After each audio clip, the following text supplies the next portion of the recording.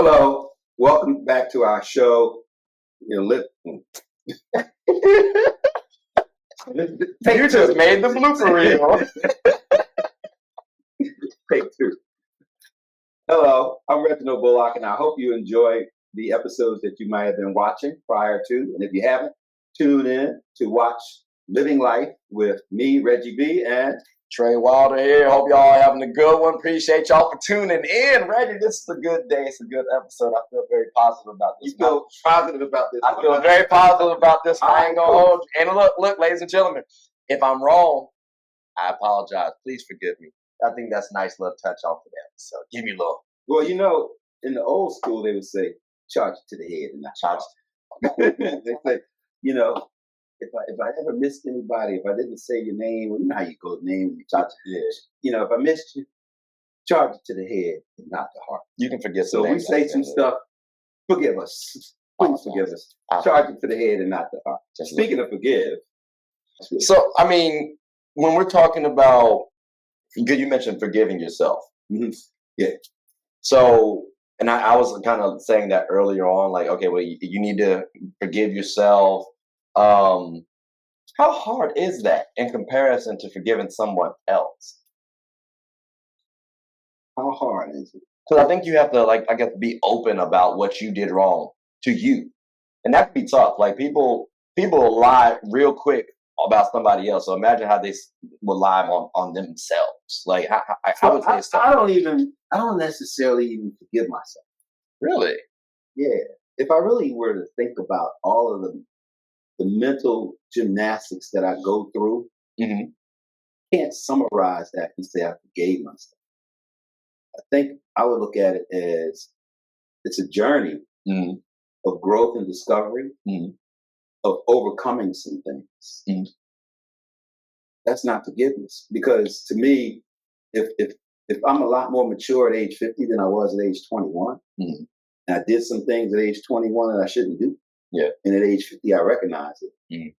Am I forgiving the 21-year-old, or am I learning from my experiences? And based on that journey, I now have reached a new level of awareness, so I just see it different. So, like, I'm glad you said, you know, you're learning, you're experiencing, because I did write it down as just living life. So can you really forgive yourself if you're just living life? However, you can say you forgive yourself. I mean, like, so to your point, right? You're experiencing stuff. Yeah. But on the flip side, I think we also know too. Like, if I said, you know what, I'm gonna go ahead and indulge in a little drugs, a little cocaine. You know what I'm saying? People do it all the time. Yeah, but if you know the risk involved in that as well. So if I get hemmed up over that, I have to forgive myself. I have to apologize to myself because I made a stupid decision in this moment. So is that apologizing to yourself or cursing yourself out for making a stupid decision? You can end the curse out with an apology or forgiveness. I mean, you know, I grew up in a different time period, right? When cocaine was pretty much out there, right? Yeah. Everybody knows the Studio 54 was where you went to do cocaine and party. It's in the bathroom, whatever, right? And other environments like that. So did they know or feel like it was wrong? No. During that time, smoking, you know, herb, chiba, weed, joint, doing cocaine, and it was all under the umbrella of fun. Yeah. And that was just the party atmosphere. Okay. Right? Everybody knew. I mean, if that's the case, then, you know, between Rick James and Richard Pryor, you know, they had enough cocaine to buy a city. Yeah. Right? So how come they didn't how come they're not in prison for life, right? Okay. Because, you know, it was just looked at differently. And so therefore, if it's looked at differently, and you know that it's having a negative impact on your body, but you don't feel like you're doing anything wrong because it's your body. Okay. So how about then in a scenario where, and I feel like people can relate to this too, although this does not really apply to me, but like at one point in time it did. So like when you're young, well, no, the reason why I say it is like, so like I used to have at one point in time, it did apply to you. In high school, like early college. You said this doesn't apply to you. It doesn't apply to me now. You are not the same human being. No, I high school. That Like, so, all right, so I'll say what it is, right? Yeah. So, like, no, I mean, it's a valid point, too, though. But, not like, I wanted to go to the NBA, right? Every kid wanted to at some point in time. And for a split second, I was like, dang, maybe I shortchanged myself. I'm clearly not in the NBA. But the flip side, I'm like, you know what? I don't know if I really want to be too, though. Like, for a second, I was apologizing to myself. I'm like, oh, damn, bro, you're lazy. Like, again, I was 5'2", I was chubby. I didn't think I was going to make it to the league, ladies and gentlemen. I didn't know I was going to turn out 6'2", 6'3", with a 6'6" wingspan. You know, if there's an NBA team who might want to holler at me, though, I got y'all. But, like, I didn't know that was going to happen. So I didn't try as hard. When I was younger, I was actually 7 years old playing against 10-year-olds. So I'm looking at that like, maybe I could have had something maybe. And I love watching basketball. Should I forgive myself? And nowadays, I'm like, nah, I don't. Because I actually enjoy basketball, not the NBA. Like, I like the NBA, but I mean, what's the purpose of forgiving yourself?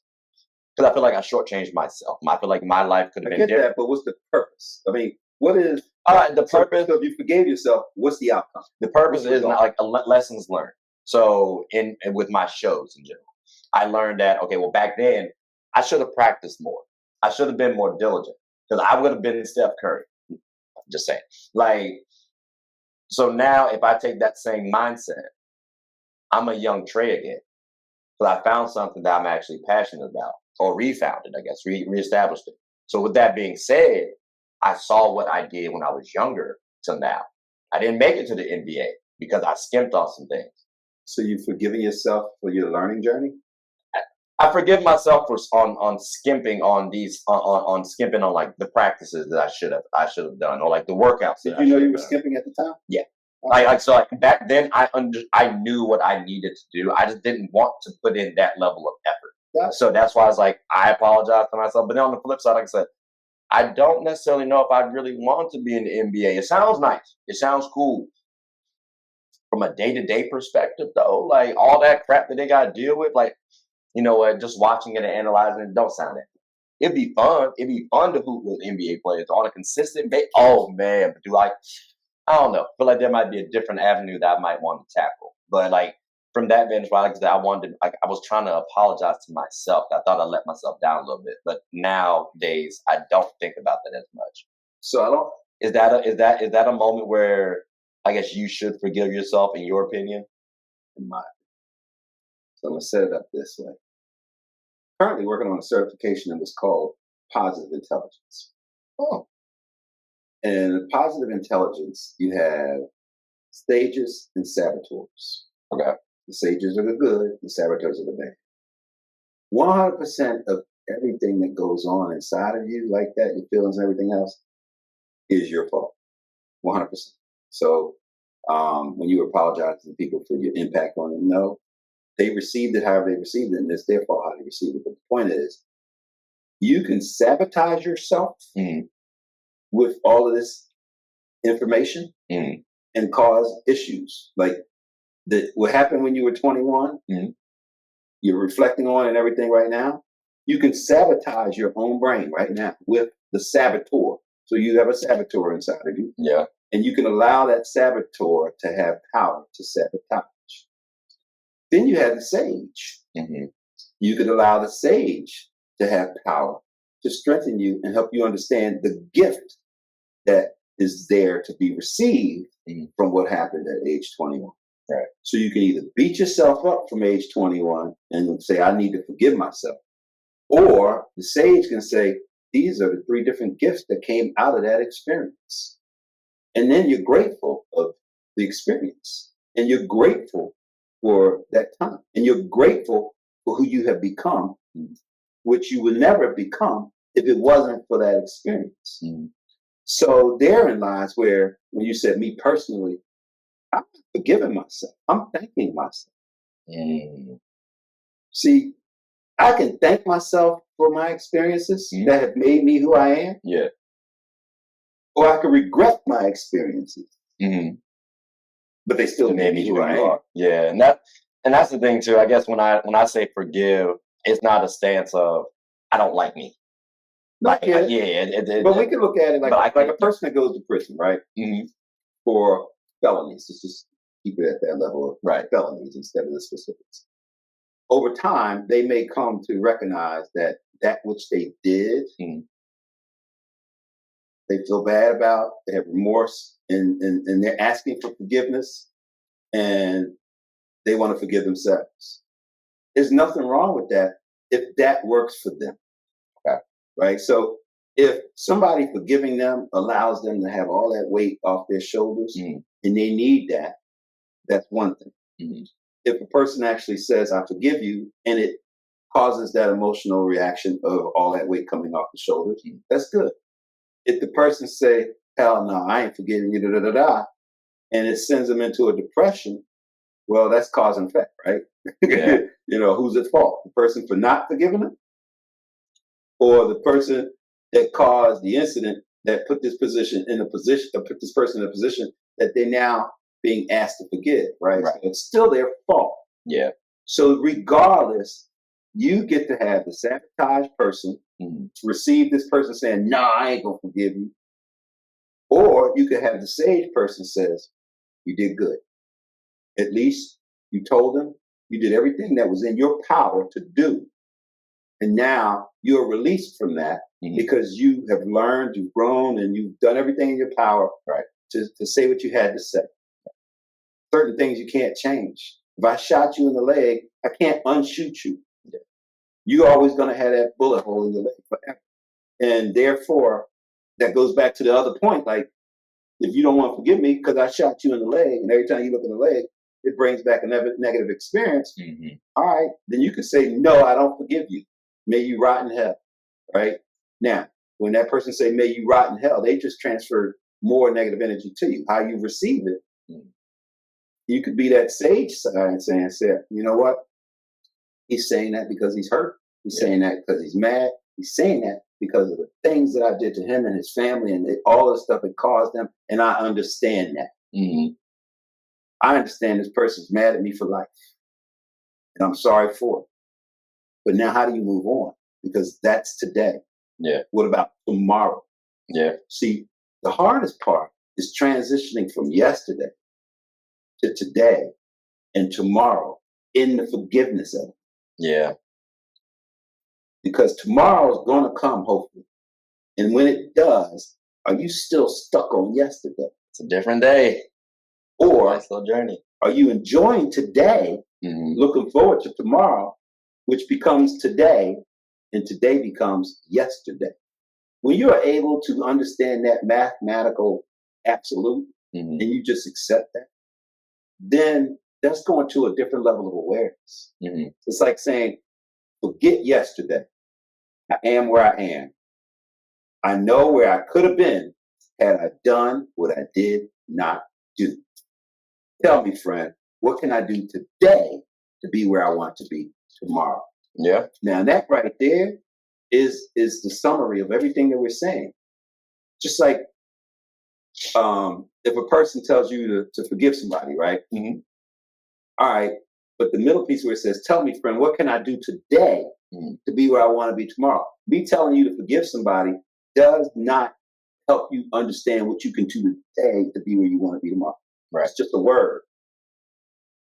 And then the forget piece, right? Yep. So if I say forget yesterday, well, let's qualify. The qualification. Forget 21-year-old basketball player who wanted to go to the NBA. You are where you are, Trey.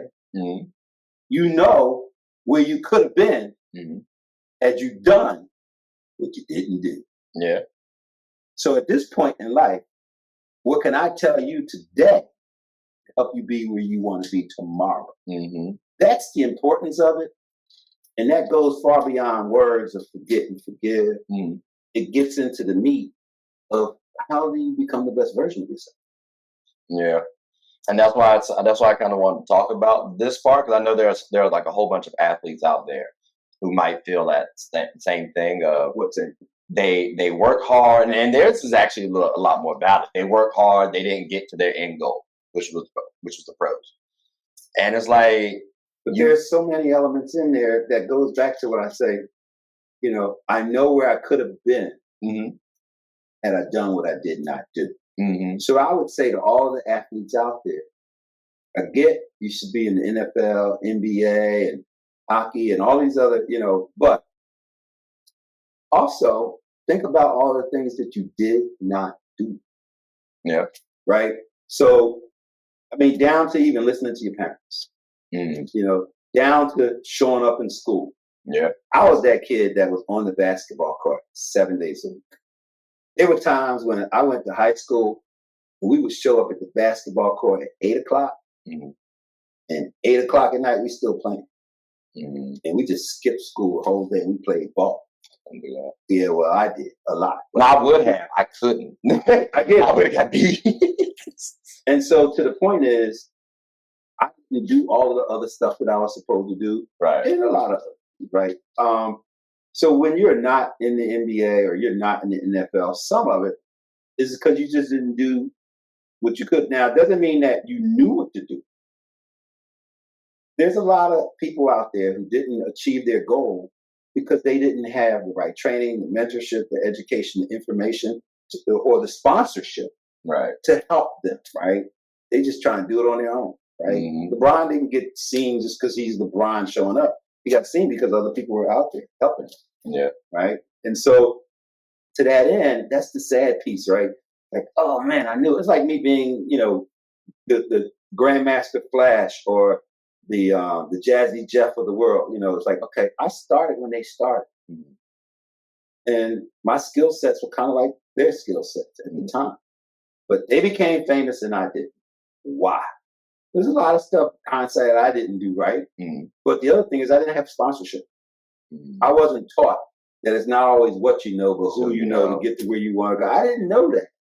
So I thought it was all me. I'm so damn good that I'm going to be this dude. Mm-hmm. Well, I forgot about building. I didn't even know you needed to build relationships. And I didn't know how to build relationships. So for all of those people out there, forget yesterday. It ain't coming back. The one thing you will never, ever, ever get back. Once it's gone, it's time. Yeah, no, that's true. That's so true. So then let me ask you, because we've talked about a lot, right? We've talked about forgiving others, forgiving yourself, seeking forgiveness. Which one's tougher? I think depends on who you are. For you, which one's tougher? Out of curiosity.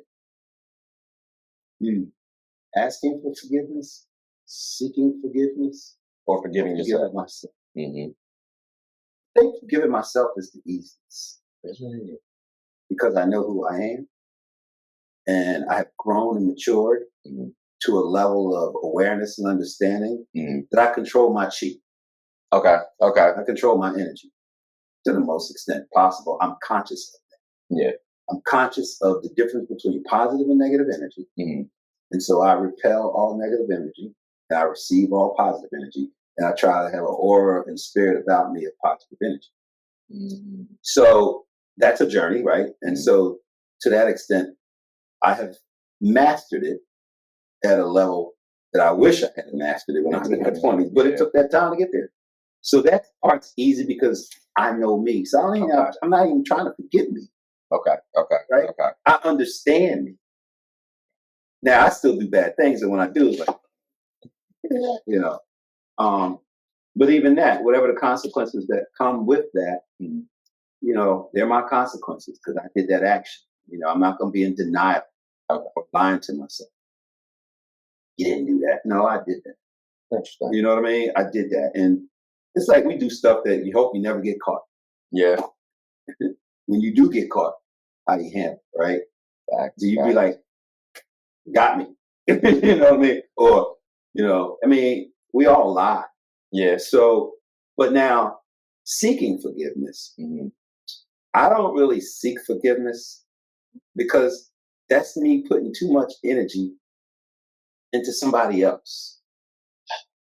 And I'm trying to build me. I get that. I'm trying to get myself to a higher level of awareness as a human being, right? That I'm on a different plane of understanding in this universe. Okay. Right? And so the level of knowledge and capabilities and thoughts that I'm trying to get to means that if I'm seeking forgiveness, it's like, okay, what if that person goes over here? Do I get to chase them and then they move over here? Do I get to chase? I ain't doing that. Okay. If an opportunity came where, like you said, ask for forgiveness, because you said ask, seek, and it's almost like seek, ask, and find, right? But the point is, you already have it. So asking forgiveness is different than seeking. So asking for forgiveness means you've already processed everything that you need to process, or you processed something that caused you to reach a point where, all right, I'm going to approach this person and ask for forgiveness. That is a deliberate action. Okay. That, it does take energy, right? Because it's like double touch, right? When do you jump in? Right. Because they may be still holding a grudge and mad. It's just not the right time. And sometimes you go to, it ain't the right time. I don't feel like talking to you, right? Now, when a person says, I don't feel like talking to you right now. Yeah, but I want to talk to you. That's seeking.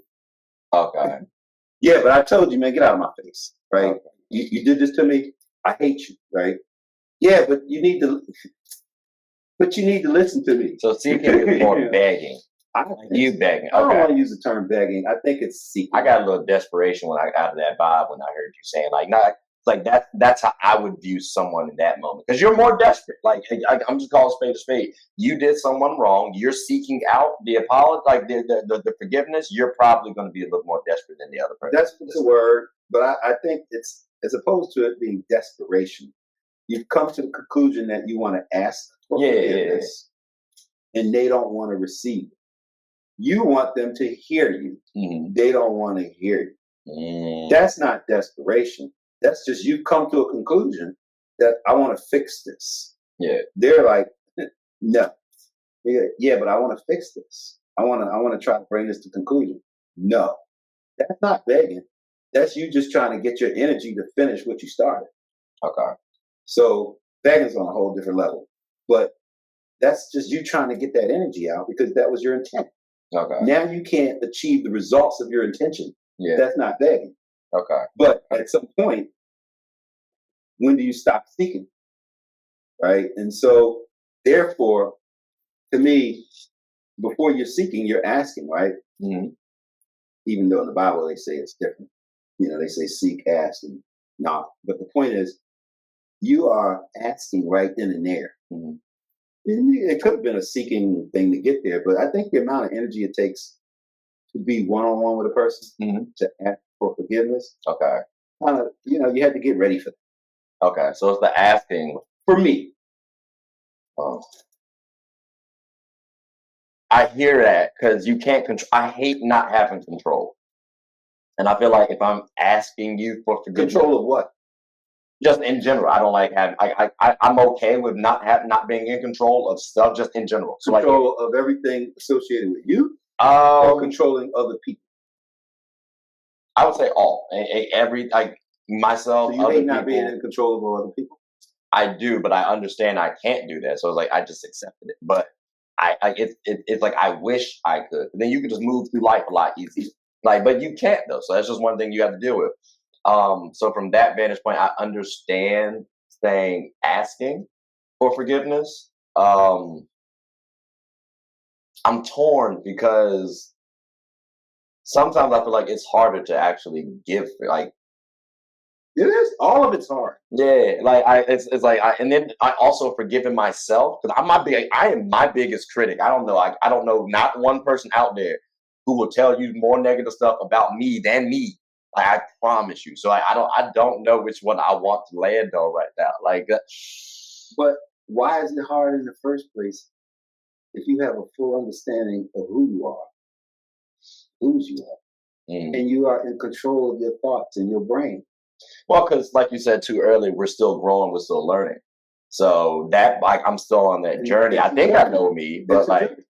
Every once in a while you get a little question mark, like, whoa. And to that extent, it makes it hard, right? But it still goes to, all right, so what now? What? Yeah, no, that's true. I think I'm gonna say I don't want to do the same one you did. I think forgiving others might be my answer. So which one's harder? You don't want to use the same one I did. I don't want to be a copycat. I don't want to be a copycat because we had 3 to give, 3 answers to choose from, and I think giving. No, I don't look at it as we had 3 answers to choose from. Well, I gave 3 initially. That's what you said what's the hardest. Yeah, out of those 3 that I listed off, asking people for forgiveness, giving forgiveness again, or forgiving yourself. So instead of me choosing which one, I process who I am, and then who I am aligned with whatever that was. I didn't choose anything. You put 3 options out there, but I didn't choose none of the 3. I thought you said ask. No, I asked. I said ask is my energy piece, right? And so you heard me go through the process of understanding who I am, right, and where my energy is, and therefore now you align it with the 3 definitions that you gave. See, when I did that, and that's not choosing. That's just me being who I am. And I said that meaning that you don't need to think about choosing one that I didn't choose. You need to be thinking about who you are. And then whichever one of those 3 align with the hardest or not so hard is you opening your eyes and seeing where you are, as opposed to be like, all right, well, Reggie chose that one, so I'm going to eliminate even thinking about that one. Focus on the other 2. I see what you're saying. That's what you just did. No, so I didn't. So I went through all of them, like similar to what you did. You said I'm not. I just didn't want to pick the final answer, because like I would have to choose. But what if the final answer is the same as mine? I don't think it was. I actually, like, when I looked at how it seems easier for me to ask for forgiveness, because I at least understand. Wow. Yeah, break it down. So I understand what I did wrong, and I think I'm a little bit more accepting of, all right, well, if someone doesn't want to deal with me because of what I did to them, that's understandable. Like, that's logical. I can't change that. If I cause myself problem, I hate that. And then it's so we said ask, seek, and then forgive. Depending on what you did, bro, you might just not get my ask, seek, and you forgive yourself. Forgive myself. So, like, in terms of forgiving myself, that's hard. That's really tough for me sometimes. And then forgiving others, I can, but it depends on what they do too. Me asking for forgiveness, I know what I did. So I'm going into this with you might get rejected, champ. Like, this might be an L for you. So other ones, though, I have to control. I have to decide. It's like, how toxic are you to my environment? Like, how much stress has this really caused? So for me, it might be tougher because there's more thought that I have to consider. Whereas if I'm approaching somebody, like, hey, here you go. No, thank you. I appreciate that back. Now I got to sit down and think, all right, how does this person fit in with my life? Or if they should fit in my life, where? Because there's buckets, there's levels to this. So again, it's like, it's the whole thing with me when I got to decide, all right, where should I put them? So that's why I say, like, you kind of helped, but like in reality, I really just said, all right, well, like, you went that one, cool. That's probably my 3rd one anyway. So that kind of helps out. But I did go through like all of them to see like which one did apply the most. That's why I say it's tough, because I ended up having to choose, because it felt like I had 3 buckets literally to choose from. So remember I said that from a positive intelligence perspective, you have a saboteur and you have a sage. Yep. And you said the hardest thing is to forgive yourself. I thought it was forgiving others. I think was what I said. Forgiving myself, it might be a little easier. Well, that's not what you said. So okay. So my answer is, it's harder to forgive others. Okay. Like that. So that's the one that I'm choosing. Because I was hearing it different based on the way you set it up. Okay, my fault. I apologize. Yeah. So my answer is the one, like, it's harder to forgive others. Okay. Because I can forgive myself a little easier than I can somebody else. All right. Because that was confusing, because you said you beat yourself up more than anybody. Oh, I do. Yeah. But that's why. I get. I see how you got it. Okay. All right. Well, then that makes sense. So forgiving somebody else is hard. And yeah, I mean, that's just where you are on your journey. You haven't had enough experiences cause you to say, I don't need to do this. It's just taking too much of my energy. It feels like it's getting there, though, but like at the same time, I feel like I get like a nice little boost every time someone else does something dirty. So it is. I mean, that's the adrenaline rush, man. Maybe even it's translated into being dopamine, that it actually feels good for you to hate somebody. sometimes, hey, you do get like, kind of like yelling at a telephone. yeah, it is a nice little stress reliever. Like, yeah, it do help out sometimes. Sometimes, every once in a while. Yeah. But you can't let it control you, though. Right. That's the thing. So it's like, I try to make sure, all right, I can be a little mad. I can be a little hurt. But like, I don't want it to control me because that instance, that moment does not define me. Right. So I don't want it to. So that's the reason why I just try to. So a lot of other people probably use the term forgive and mean it. Right? In other words, I forgive you. And in their walk in their spirit, and sometimes in their religion, they're taught to do that. They're trained to do that. They've read about it. The Bible says forgive, and therefore they forgive. So how does that enter into our understanding of forgive? Because it is kind of different. Because to them, that the word forgive is a powerful word. Yeah. Because they got it from the Bible, and the Bible is the word. And therefore, if they are following the word of God to forgive, then in their mind, then they did the right thing, and they're fine with that. And they can let it go. Because spiritually, that's how they have been trained, taught, raised, believed, and it's okay. I'm curious, because going to the religion point, like you're saying, like, people are taught about religion, right? What happens to those people who, I guess, don't necessarily believe in religion anymore, but were taught it at a young age? Like, is there going to be resentment towards people? Are they looking now for someone to like ask for an apology, or are they like? I'm curious what their thought process are, because like in religion, it's an investment that you're making. So now that you don't have that investment anymore, you might feel like you might have been lied to. So I kind of it kind of applies to me. Like I was, my granddad was a pastor. I was always in the church, but then you also see some of the things behind the scenes, and it's like there are ugly aspects everywhere. But that was kind of a turn off for me personally. And so therefore, initially you're raised in an environment of the church, and you follow all of the teachings of the church in the Bible. Well, you try. And then at some point you transition, and you're not necessarily in the church anymore, and you're not necessarily operating based on the teachings of the Bible in the church. Correct. So I would say two things to that, right? Because I was raised in the church. Right? I mean, Pastor Bullock, Reverend Bullock, Deacon Bullock, Sister Bullock.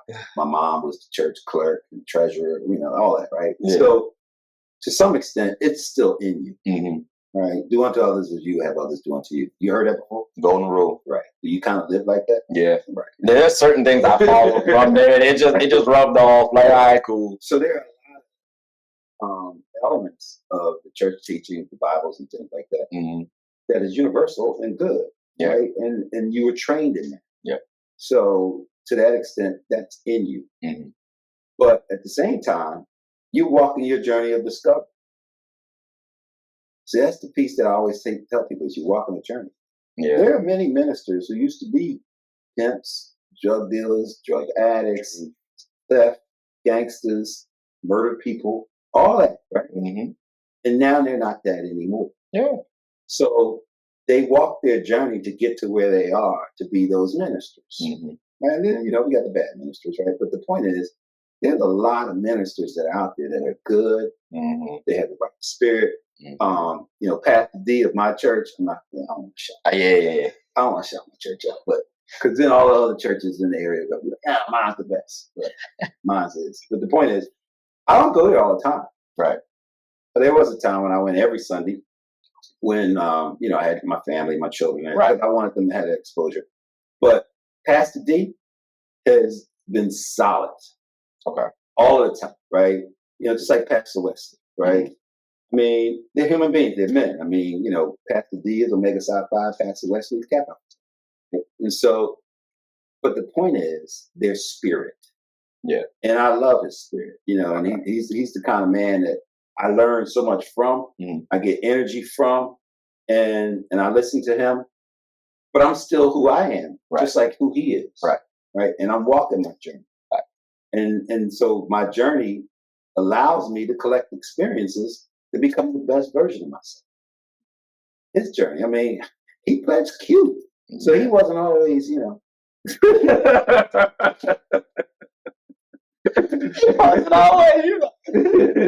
the point is that each one of us have to walk our journey. Right. But sometimes, like they say, you can leave God, but God never leaves you. Yeah, I heard that. Right? But then we get into a whole different religious element of it. But back to the forgiveness piece, that whole foundation inside of you, that energy inside of you, is what you are protecting, your life, like living life. You're living life. So do you live life negatively or do you live life positively? And we do both. We go into both camps. Right. But what allows you to live life more positively and less negatively? In the Bible, it talks about forgiveness because it's trying to move your energy from negative to positive. You're mad at this person, you hate this person, you did this, and you're just always talking about Mark, Henry, Matthew, Luke. Yeah. You're talking about all these people. Yeah. And therefore, all that energy is negative, right? And so the Bible teaches you to forgive so that you're not doing wrong. Right. And then the same thing about forgiving yourself, right? You are constantly doing that sabotage thing to yourself. And the Bible tells you to stop sabotaging yourself. Forgive yourself instead of sabotaging yourself. So again, that's why I said it's a term, it's a word, but it has a powerful meaning to whoever's using it. Yeah, depends on who's it. Yeah. And so if you are using that term, forgive, and it means something to you, and it works for you, well, who am I to tell you that that's wrong? Facts. Or that doesn't work? Facts. I can say anything I want to say about me. And to that point we mentioned earlier, but who are you to tell me to forgive somebody based on my experience when I have it from a different perspective, unless you are willing to tell me, friend, what can I do today to be where I want to be tomorrow? But you got to get in there and show me and everything else. And so, because if I don't understand that word forgive the same way you understand that word forgive, you telling me to be like Guten Tag, or Buenos Dias, or Como está, or Assalamu alaikum, or Buongiorno, or Jumbo. Now, I just said hello in many different languages. If you don't know those languages, then you don't know what I just said. Right. If I said Assalamu alaikum rahmatullahi wa barakatuh, headache. If you don't, you're like, what the heck did you just say? That's the same thing as I say to you, you need to forgive. Because you don't understand what the word really means. Facts. If you don't understand the word really means, then you don't understand. Facts. So I think therein lies where so many people are not as cognizant of the impact of saying to somebody, you need to forgive yourself, or you need to forgive them. To your point earlier, they're transposing all of their elements and feelings and everything onto you, like suck it up, right? Yeah. And so if you don't understand the context, then you don't understand it. And this is the hurtful piece. Because there are so many people hurt. That's the whole purpose of forgiveness, is to move from negative to positive. Yep. So you can feel better, right? And so if you don't understand that word or all of the things associated with it, then you're on a journey and you're not there yet. Yeah. So I can't force you to forgive. Right. People try. Yeah. They try to force somebody to forgive. They try to force somebody to forgive yourself. I want you to forgive yourself. As a matter of fact, I'm gonna perform this, exorcism. And get that all that out of there and make you forgive yourself, right? I just made it worse. You know what I'm saying? And so, I think and you came up with the subject forgiveness and the scope of how we're doing this. I think it's important for people to address it from the external perspective And internal. of what they believe and don't believe, and the internal perspective of what they believe and don't believe, but also focus on the outcome, the result. Yep. You know, when you are finished doing whatever you're doing, how are you tomorrow? Yep. How are you next week? Yep. How are you next month? Exactly. How are you next year? Are you much better now? Yep. Are you in a better place? Are you more productive? Are you smiling? Are you happy? Do you have joy? Do you have peace? Because if you don't have joy, peace, and happiness, and you done forgave everybody for a whole year, and you forgave yourself, and you still don't have joy, peace, and happiness, then you're not just living life. well, you're living life, but you're not living it with joy, peace, and happiness. I guess, yeah, you And some people may say they don't care, but you know what? That's their choice. So if you don't care to have joy, peace, and happiness, and you don't mind being miserable, and that energy space is where you want to dwell and stay and all of that, but don't be forcefully trying to bring me to have forgiveness because it makes you feel good that I feel bad. That's such a key thing, bro. Like, cause I'm not gonna lie to you. Like, I find it very hard to forgive that person who belittled me. Like, and on top of that, Not great again. No, cousin. Okay. They didn't.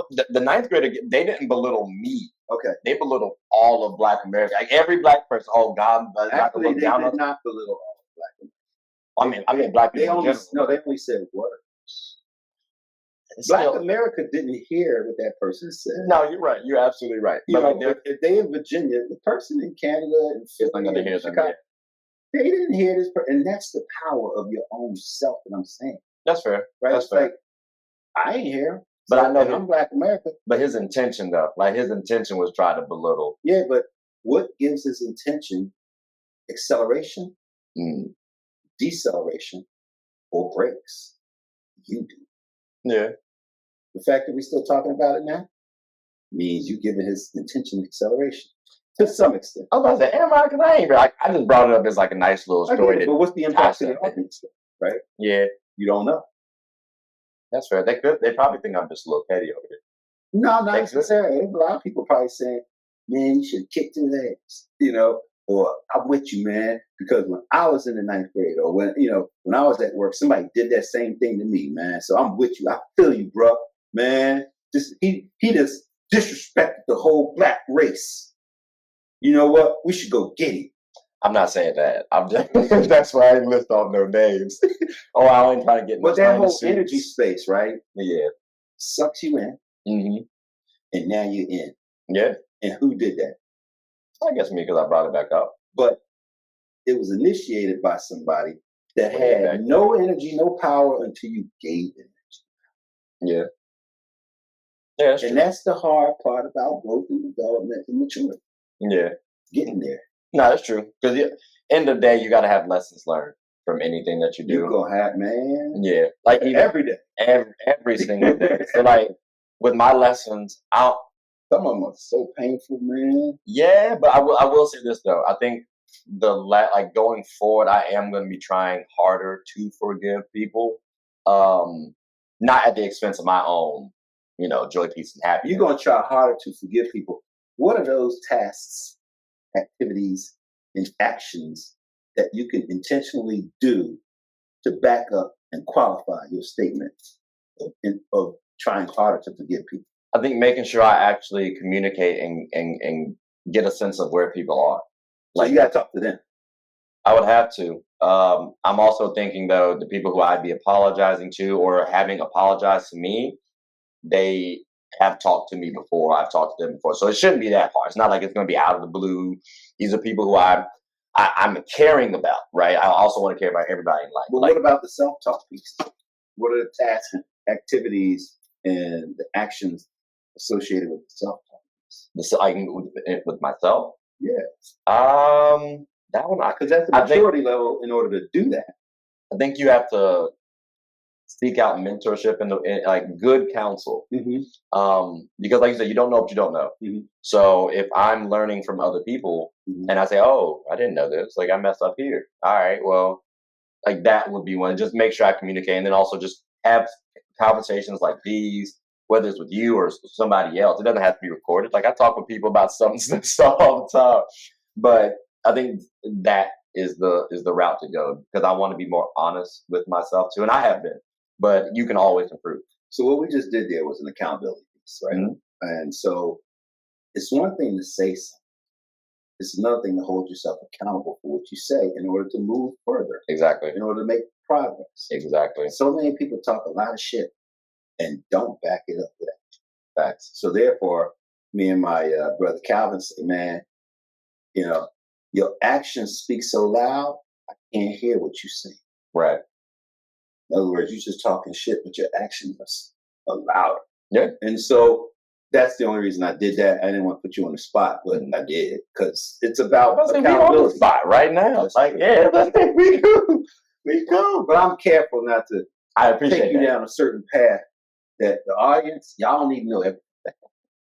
All right? You're not going to know everything. You don't need to know. Like, you know, everybody wants to know, you know, is Taylor Swift getting married now, right? I mean, she could be. I don't know, but I also don't care as much too. Exactly. Because that's not my business. Like Taylor Swift, she cool. You know, I guess shout out to Kanye. I'm a Kanye fan, so I guess hopefully they bridge that gap. That's about as far as it goes, Reggie. Like it's nice to bridge that gap because I know there's a forgiveness piece between Kanye. So there probably should be. I know they. You saying it should be, or are they saying it should be? I haven't done as much research. The last time I really followed them was when Kanye did the move to Taylor on stage. Right. And he was like, you know what I'm saying? But I think they did link up afterwards or something was said after. I do not quote me on this. I said, I think. So it just goes to show you, I don't follow Taylor Swift as much. I'm not trying to say I don't care. I'm just not trying to get into their business. You know, I'm in agreement with that, right? Because they're human beings. Yeah. I mean, I get she's a celebrity star, singer, and all that stuff, right? But so what? I mean, right? She's a person who's living her life. Like we talk about living life, right? She's living life. Yeah. All of the celebrities and sports people and musicians and artists and and business folks that are at a level that we respect and admire and sometimes envy, right? They're still just people. Yeah. And to that extent, do I put a lot of my energy into wanting to know everything about their life? Probably not. Or do I live my life and have joy, peace, and happiness to do my thing, regardless of them? You know, and I ain't going to say this in a pejorative manner about Taylor Swift, but I'm going to use her as an example. If I never heard of Taylor Swift ever in my life, if I never heard her music ever in my life, and if I never even experienced any of the things that she does, now I'm a DJ, so, you know, it's kind of like oxymoron I have her. But the point, if I never did, what's the impact on my life? Zero. Oh my God! So it does not matter. It's cool she's with Travis Kelce though. But the point is, if I'm putting energy into following her and seeing what she do, she's with him. You know, I want to get tickets now. Da, da, da. Now, what's the impact on my life? Significant, because I'm now gauging my activities and actions based on Taylor Swift, who does not know me, but now I'm doing all this other stuff because of her. Yeah. So therefore, who has control? She does. She doesn't even know me. Right. All I'm saying, and I'm not saying that's bad. I mean, it's great to be a fan. It's great to you can be a fan. It's great to do all that stuff, but to the extent that you have some level of control and you're not out of control, exactly, that this is sucking you in. Exactly, just like the Larsa and Marcus Jordan situation. Larsa Pippen and Marcus Jordan. Yeah, we talked about that. Yeah, exactly. On the last one, like we had good conversation about that. You had some energy on it. That picked me up a little bit. Was that for the camera or was that you really? No, that was just genuine. I promise you, that was just genuine. But I'm also not studying that story either. That was the first time I've talked about it on camera. Even on my show, it's not up there. Which show do you have? Get a Bucket Podcast. Sponsored by Wilder Entertainment LLC. You know, that's how we get out there. Just you know what I'm saying? We're moving up in the world, sponsors and everything. This ain't his only podcast. Yeah, we trying to move. We trying to move out here. But we talked about that. But it was entertaining. Yeah, you can read over the story a little bit. I don't want to study it. My life is not swarming, or it's not revolving around this story. Same thing with the Travis Kelce and Taylor Swift thing. So again, it's nice, it's cool, it's a good story, entertaining.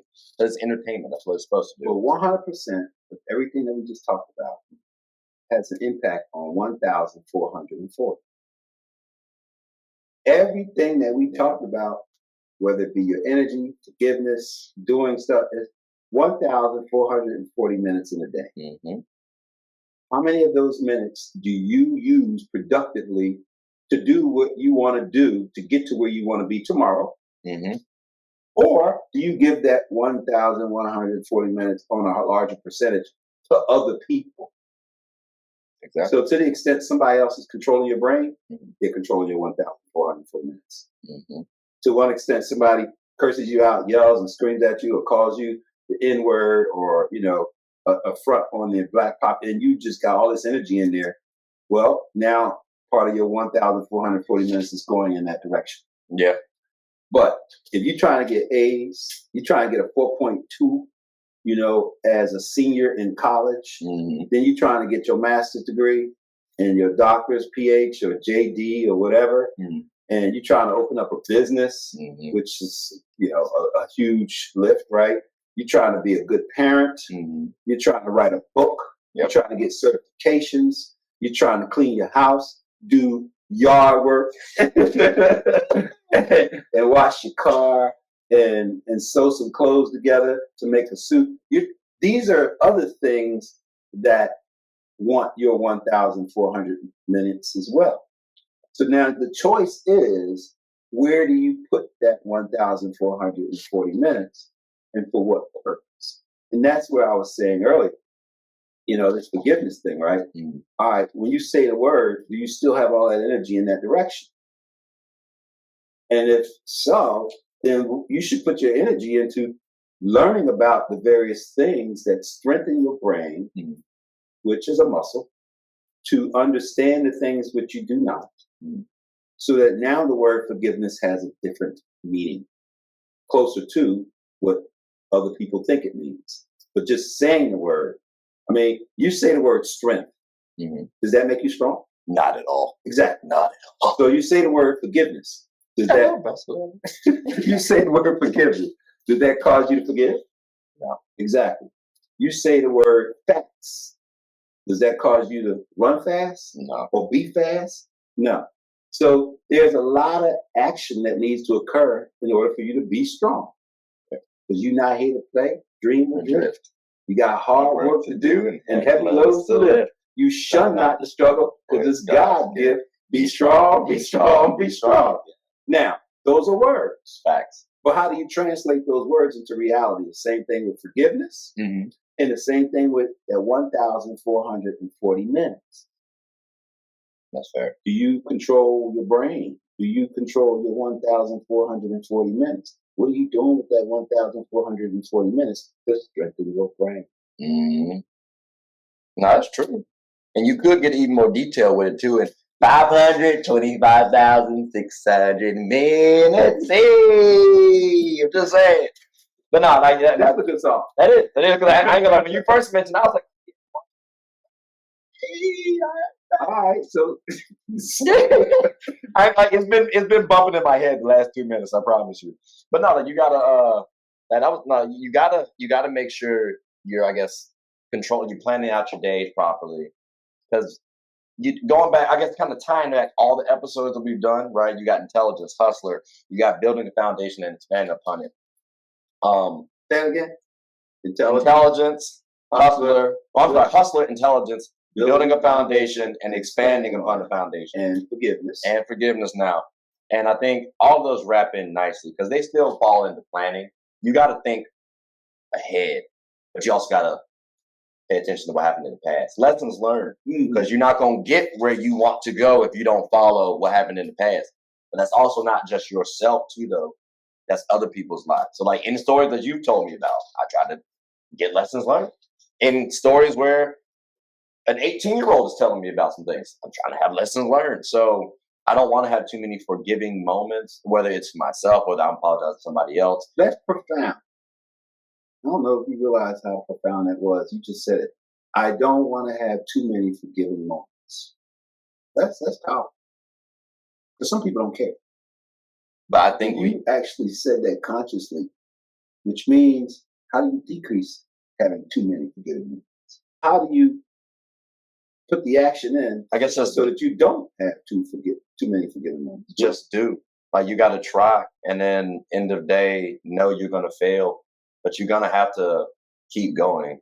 So I guess for me, it's always just to keep going piece. Like, I keep telling myself Stephen A is 50 something, and he started his job when he was around 20, 30 something.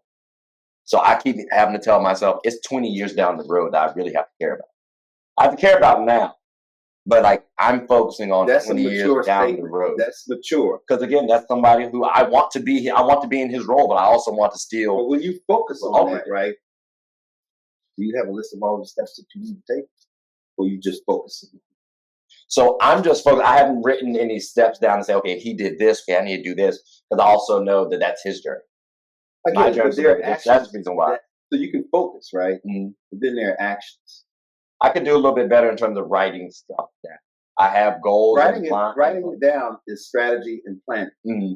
But then there's the execution.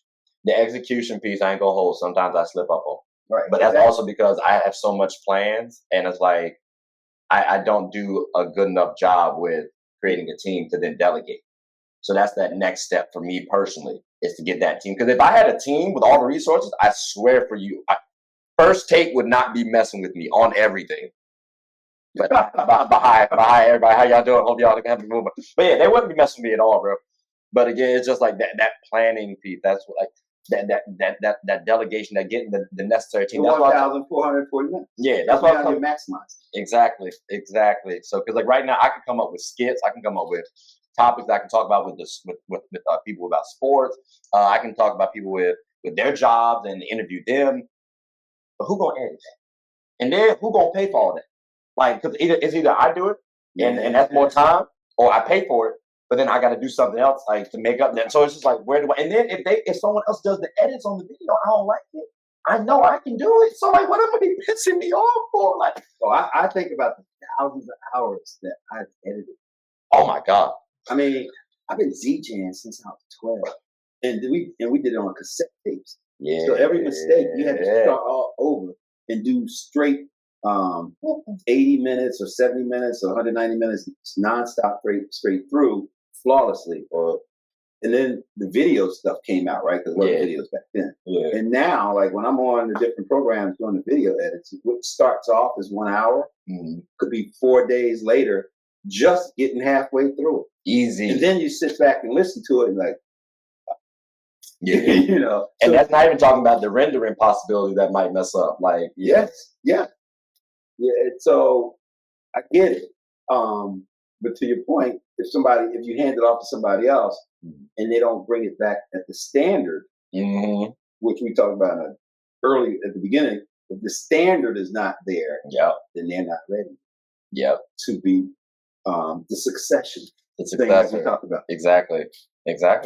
But yeah, we always try to make sure all the conversations, ladies and gentlemen, come back full circle. Whether it's for this episode, whether it's in the past, like, everything builds upon one another, like we said in the last one. So I hope you guys have been listening. That's just living, right?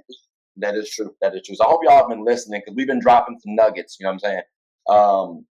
But I mean, outside of I didn't talk about everything I want to talk about today. Outside of the flowers part, which, I mean, I don't know if you got anyone to get flowers to today. If not, that's no problem. We can always do that on the next one. I'm just saying. No, I mean, you're the one that came up with that last time, and I gave Will Calloway flowers. Do you want to do one every episode? That's my question. Should we do one every episode? I'll leave that to you, because a lot of times you come up with the answer and you put it in a Socratic method, like I'm supposed to answer the question that I asked, and I want the one who even asked the question. So the Socratic method would technically be, what do you think? I'll say this. If I had to give anybody flowers right now, it's kind of a person who's been kind of inspirational over the years. Give a shout out to Oprah. You know what I'm saying? That is someone I'm trying to be like when I get older. Like, I know people say that, and it's like, nah, you trying to be better. You know, I kind of want to be like Oprah. Like, I want to be like, oh, you get a car, and you get a car, and you get a car. Like, see how generous that seems? Like, so like, and just the good work she's done. Yeah, I'm sure she's had some issues back in the day, or even now today. But when I hear Oprah's name on a consistent basis, what I think of and what I hear is power. Like, she owns her own network and named it OWN. So, I mean, and she's inspiring me, a black boy from Fayetteville, North Carolina, who was born in Florida. You know what I'm saying? Like, I appreciate moments like that. And I don't think people like that get too many flowers. That makes sense. And I agree. I think I talked about her with someone else, just in terms of all of the girls that we talked about in an episode of all of the girls that she's taking care of over in Africa and for the rest of their life, right? In that line, I would give flowers to two organizations. One organization is AAEFA, and the other organization is BIG. AAEFA stands for African American Federal Executive Association. BIG stands for Blacks in Government. The leadership of those two organizations, and I want to say institutions, but they're really nonprofit organizations, sole purpose is to change the culture of government from being a traditional white male dominated environment to being diverse with equity and inclusion of African Americans and people of color, right? It started off being about African Americans, but now we have, Asians, Latinos, and other folks in both organizations. But it is the leadership who tirelessly works 7 days a week, all day, all night. I mean, I don't want to call out names, but Tyra is retired from the government, and she works full time. Bill Boston, I said the full name, I said Bill. He works full time for the sole purpose of mentoring young African American leaders to grow up in the government, to be leaders, senior executive service, and run the government, right? Condoleezza Rice is an example of that. I talked about how Stedman talked to us. He was the last keynote speaker, but Colin Powell was the keynote speaker before him, before he died, right? So this is the level.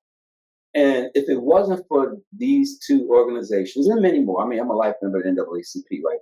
But if it wasn't for these kind of organizations, none of us as African Americans could achieve the things that we're achieving now, because we're standing on the shoulders of giants who went before us.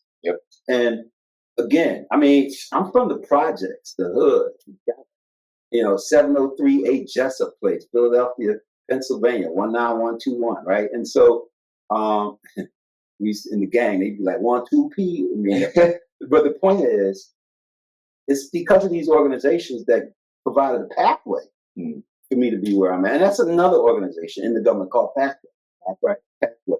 For young people to have a pathway into government. That's fair benefit. And then for people in the AAEFA program to mentor these young people to finally get into the AAEFA program and BIG, Blacks in Government.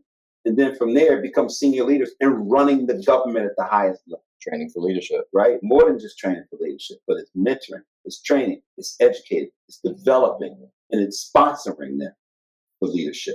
So I want to give flowers to all of them. And I'll even say this, in these organizations, it's 80% plus Black women running it. Literally.